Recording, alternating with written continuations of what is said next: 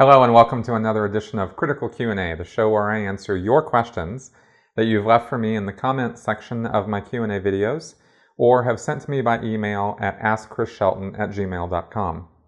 I've got a lot of questions to answer. I wanted to first say that I have been getting some really nice comments from you guys in some of the videos I've been posting, very complimentary things you've said about me and my work, and I just wanted to take a moment and acknowledge you for that, because there's so many that for me to just go through the comments and say thank you, thank you, thank you, thank you is a little ridiculous. And I feel like when you guys post things to me, I want to answer you because I really appreciate you taking the time to leave me a comment. And it actually does mean something to me, and I do see all of them. They come through my email, and I look at those, and I appreciate it a lot. So I just want you to know that I hear you and I appreciate it. So along that line, there was a comment left for me by Dreaming Cat Studio that was very significant to me, and I wanted to read it to you. So I'm going to read that comment out loud. Hi Chris, I enjoy your videos so much. I've never been involved with a cult, but I'm interested in the psychological states, for example, vulnerability or disconnection from meaning and purpose, that can be the precursors for otherwise intelligent and healthy people to get sucked in, because there are other life experiences, working for a corporation, social pressure, that can have similar results as a cult experience. I call your approach critical thinking with a heart, because while being meticulous to provide facts about damaging and hurtful Scientology practices, you're not demonizing the people involved. You have empathy and understanding. I try to practice nonviolent communication, and your approach is very in line with those principles. I wanted to share how something has shifted for me. At first, I started watching your videos with a sense of righteous outrage. How dare those Scientologists do that to people? They're evil, sadistic, horrible, should be arrested, locked up, punished. While I am still deeply disturbed, sad, and angry at the harm many are still experiencing in that cult, and still believe they should be held accountable for their actions, through self-examination, I'm also copying to some similar behavior in my own life. There are times when I blindly follow or believe something because I feel like it, or because I feel pressured into it, and it's easier to not make waves rather than examine it. There are times when I take an us versus them stance, because I feel safer judging and labeling others rather than acknowledging my own feelings. There are times when I try to influence other people's opinion and actions because I think I'm right and they're wrong. Slowly, the hard, sharp line between me and Scientologists has gotten softer and more blurred, not because I endorse or excuse their hurtful behavior, but because I see better now how people can get involved and even do harm to others. You totally get what I am saying, and I really appreciated that comment. Because it is exactly what I have been trying to get across to people through, a lot of the work that I've been doing, that, the line is a little blurry, and that just because people are in a destructive cult like Scientology doesn't mean that we should be looking at them and laughing them as though they're, people in a zoo or something. Them is us, and us is them. And I think that if we can have more empathy and understanding for people in those situations, we can actually do something to help them and keep ourselves in a state of mind where we want to help them, without at the same time excusing any human trafficking, violence, abuses. I mean, stuff like that needs to get punished. Don't get me wrong. I'm not trying to be some, pacifist or something where, turn the other cheek and when people are doing bad things, they should be, given a pass.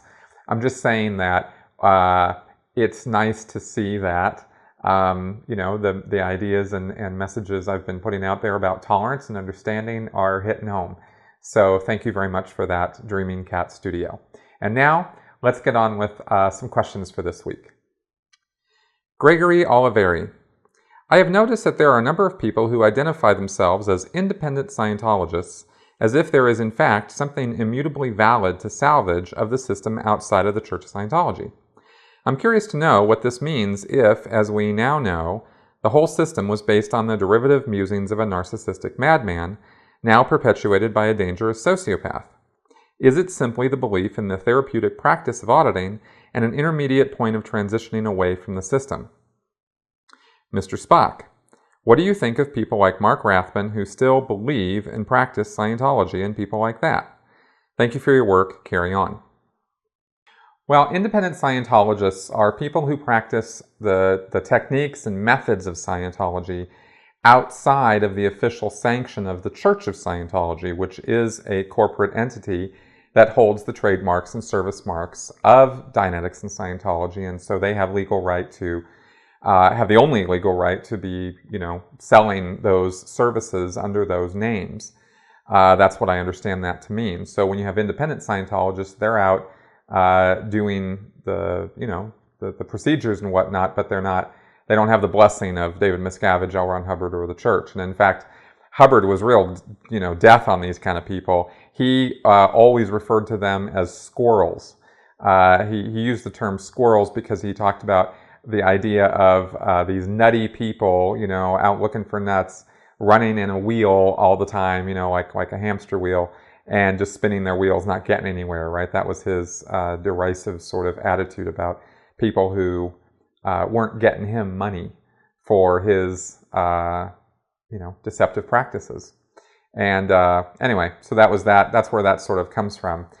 As far as my take on it goes, I think that it's a phase of the recovery of coming out of the cult of Scientology, that you still hold on to certain of the beliefs and cling to the idea that there's some value to the unique methods and techniques of Scientology as a therapy. And, for a certain percentage of people, there is a limited workability in what Hubbard derived from other sources. And, Dianetics, as I've said, is I kind of call it a regression therapy. You go back and remember things that happened to you in the past. And I think that has some therapeutic value for some people. And there are some Scientology techniques that people just swear by, And I think there's some placebo effect there going on. And I think that there is, to be slightly judgmental, I think that there is an unwillingness to have considered that that they could have been conned for that long, that they have to hold on to some part of it or some aspect of it and be right about the fact that, that something they did couldn't be wholly wrong, I think there's a certain degree of that going on with independent Scientologists as well. And other than that, I think that it's just a phase that people go through in coming out of Scientology that hopefully they'll be able to move on from, because as I understand it, most people who come out of Scientology come out, with the idea that the organization is bad or Miscavige is bad, or they're doing things that aren't okay because they're going against the writings of Hubbard, and it's it's a phase because you come out and then you start researching it and you find out that Hubbard was just as bad and was just as nuts, and then you start kind of you start questioning everything. And I think some independent Scientologists are not willing to let themselves go there and are not willing to acknowledge the the really gross and glaring outnesses, the things that Hubbard was up to, the lies he was telling. They're not willing to take that extra step and go, okay, well, this whole thing is just a con. It's just the whole thing is just a disaster. And really was unfortunate that I was ever part of any of it, and I should just walk away and sort of flush it out of my system and move on. So, I don't hold it against anyone that they do that at all. I got nothing on that. People can do whatever they want to with their lives. At least the thing that can be said about independent Scientologists is at least they're not Sea Org members, they're not engaging in human trafficking, they're not engaging in active knowing deceit of their fellow man. I think there's a certain degree of deceit going on when they're charging for, Scientology services and whatnot. But, that's between them and their customers, buyer beware, and that sort of thing. So I think I don't look at independent Scientologists as evil people or carrying on in the tradition of Hubbard or something like that. I don't have that view of them. So I think that's about the best explanation I can give of that whole thing. Lichen Anonymous. Hello, Chris. I enjoy and subscribe to your YouTube channel. As an ex-public, I am under the radar at present. I developed a physical condition and have used that as to why I can't be on course, on the Purif, on staff, etc. Could you give some tips on those souls who may feel the need to back out rather than speak out? I've heard you say that speaking out is what makes an impact, but most of us know when that time is right. I know I'll lose friends, or maybe not, but nonetheless I have chosen to do so quietly. There certainly isn't anything wrong with quietly backing away from Scientology and just gradually getting it out of your life. And that certainly beats, continuing to pretend or continuing to practice it or something like that and going to their stupid events and having to sit and endure the endless hours of reg cycles as IAS vultures or, the org registrars try to sell you more and more of Hubbard's nonsense. It's perfectly fine to just back out slowly and just get away from it. I have actually talked about speaking out publicly or speaking out as much for the sake of the person as for the sake of humanity. In other words, I felt that it was a big part of my own healing process and recovery process from Scientology to speak out publicly about it. And that's one reason why I encourage other people to do it is for your own good, Now, it's not required by any stretch at all, and I got no problem with people who just leave, and quietly and don't make a big fuss about it. But I do think it would help the world at large also for everybody who comes out to say so and to put themselves out there on the line and say, this is evil and it's not, it did this and this and this to my life. And it wasn't helpful to me, and they deceived me by doing A, B, and C, and that sort of thing. I think people telling their stories is helpful to the world at large. It also helps warn other people to not get involved with it in the first place, because while I'm sure their new membership figures are not great, I'm sure there are still people out there who fall for this crap, and the more of us who are out here talking against it, the better chance we have of reaching those people before they get involved and sort of heading them off at the pass. But that all being said, I have no problem whatsoever with people just backing out quietly for the sake of keeping their connections, their family, their friends.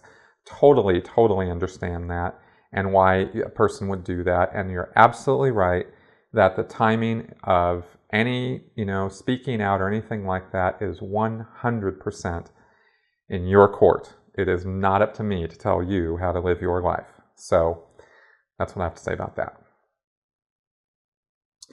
Kath T. Hi Chris, thanks for your great videos. In this video, you're talking about your time in the RPF. In the book, Going Clear, I got the impression that during the RPF, you sleep in some crummy place, but I think you said you were married at that time. Were you able to go home at night to your wife? Many thanks. No, I was not able to go home to my wife. I think I have said before, and it certainly has been pretty clearly stated about the RPF, that you are segregated from the rest of the Sea Org members in your own place, apart from everybody else. That's what segregated means. And it is a 24/7 operation when you're on the RPF. You are completely separated from everyone else, except the rest of the RPF. You cannot speak with anybody outside of the RPF unless you are spoken to first.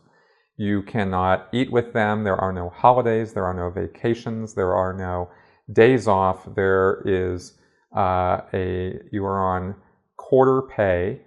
And so a quarter pay of $50 a week means that the most you're going to make on the RPF is $12 a week. You are doing 5 hours of what's called redemption, or study and auditing a day, and the rest of the time is spent running from place to place, not walking, and doing hard physical labor. The RPF is not a 9-to-5 operation.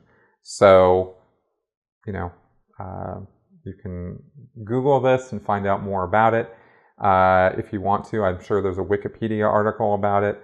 But, just because a person's married doesn't give them any pass whatsoever on the RPF. You are separated from your wife or your husband or your kids and your family and everybody else for the entire time that you're on the RPF. It is very rare that somebody get time off from the RPF for any reason whatsoever, including whether a family member dies, holidays. No, forget it. You're not getting any holidays off. There's none of that.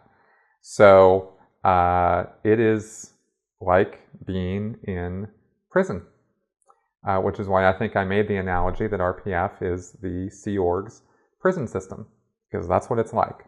So, and there are no conjugal visits. There you go. Heather Botez. Great work as always, Chris. You're so warm and well-spoken. I would take every college course you offered if you were a professor. Question. I realized through reading A Piece of Blue Sky that a lot of L. Ron's conspiracy theories still persist today on the internet. I have met many people who believe in a prison planet, the Illuminati, etc. Since the verbiage is the same for these theories, did they come from L. Ron's paranoid ramblings? Are some of the people perpetuating these ideas former Scientologists, or were they influenced by Dennix years ago? Thank you very much for your compliment there. Maybe someday I'll give some college classes and you can come. As far as Hubbard's conspiracy theories, no, it's kind of the other way around. Hubbard gathered up all of his conspiracy theories from the news and from, books and things like that, and he developed this kind of bizarre, whatever other, places he got these ideas from, and he sort of developed this bizarre world conspiracy of 12 men who, oversaw all the operations on the entire planet, and they used the media, and psychiatry was their enforcement arm. If they didn't like somebody or they wanted somebody, gotten out of the way, then the psychiatrist would be set loose, and that person would be locked up and electroshocked and put out of their misery and this kind of thing, or be doped up on psychiatric drugs and sort of left for dead, and this kind of thing. I mean, it just goes on and on. Now, shortly after this started coming out of Hubbard's mouth, this was in 1967 that Hubbard started talking about this.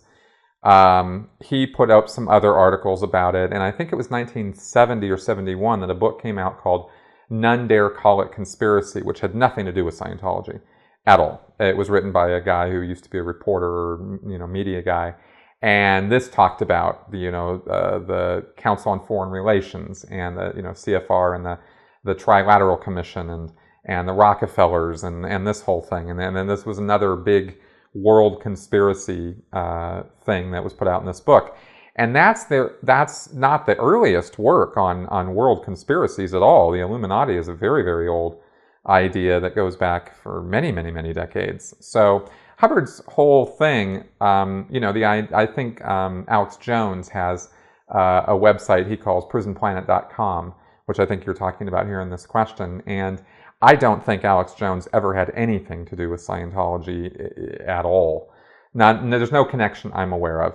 And but Alex Jones would certainly be the kind of guy who would suck up Hubbard's world conspiracies. But those conspiracy theories have been around for many, many decades, and they were not invented by or unique to Hubbard at all. I think the only thing that was really unique about them as far as Hubbard goes was the idea that psychiatry was the enforcement arm of these 12 men, and that they were purposefully using that to erode educational standards and influence people. Like, for example, he said one time that I think Henry Luce's wife, Henry Luce was the guy who owned Time magazine, and Hubbard said that Henry Luce's wife was an LSD addict or a drug addict, because her psychiatrist made her so, and they did that specifically in order to control Henry Luce and therefore control the contents of Time magazine.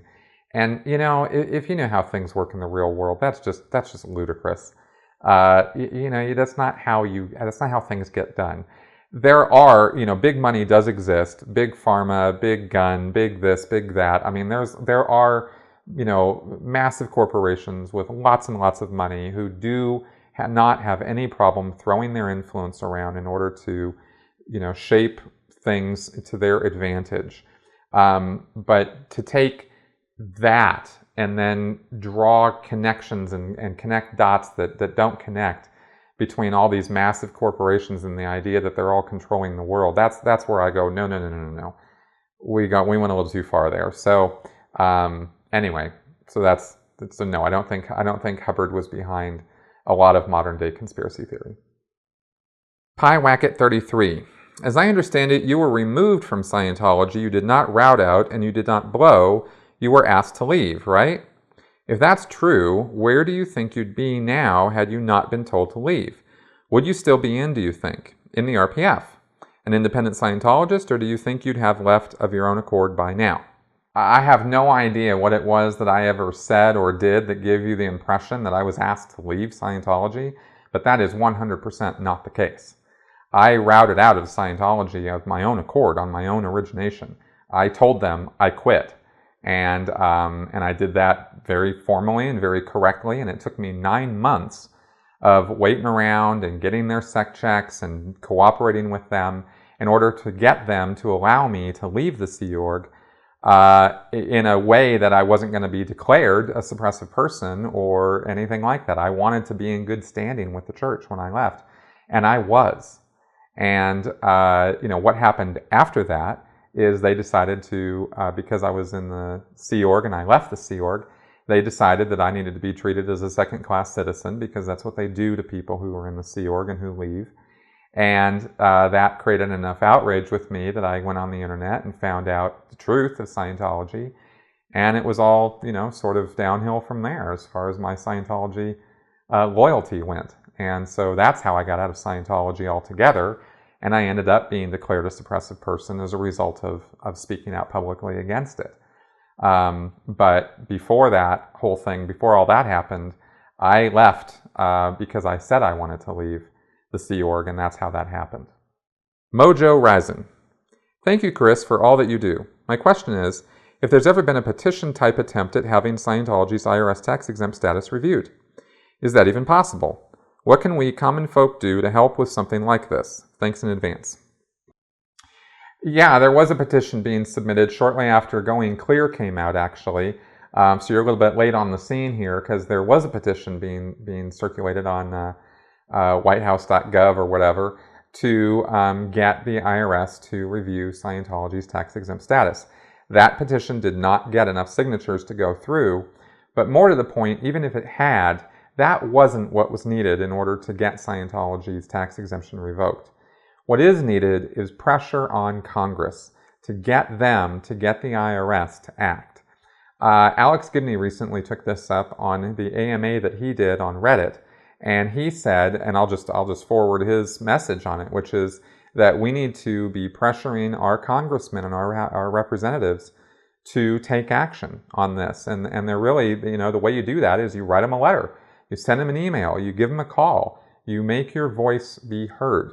It's not that hard, it doesn't take that long, and it does matter if you do this.